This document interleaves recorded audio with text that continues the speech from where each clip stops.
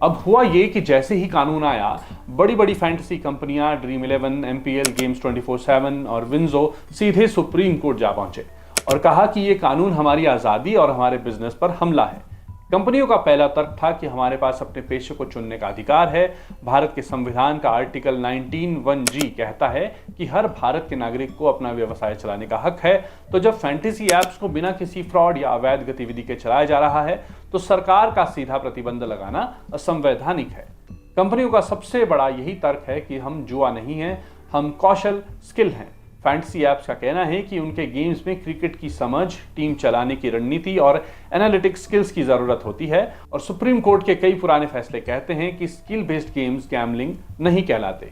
तो सरकार अगर इन्हें भी जुआ कहे तो ये पुरानी न्यायिक व्याख्या के खिलाफ है। कंपनियों का यह भी तर्क है कि सरकार ने पूरा उद्योग ही बैन कर दिया है, जबकि उसे रेगुलेट किया जाना चाहिए था, जैसे age limit, KYC verification, spending limits और एडिक्शन चेक्स लगाना। पर सरकार ने आसान रास्ता चुना कि पूरा का पूरा बंद कर दिया। यानी ये कानून डिस्प्रोपोर्शनेट है, यानी उद्देश्य सही है लेकिन तरीका गलत है। कई राज्यों में पहले ही ऑनलाइन गेमिंग पर अपने अपने कानून हैं, तो कंपनियों ने कहा कि ऑनलाइन गेमिंग का विषय राज्य सूची में आता है।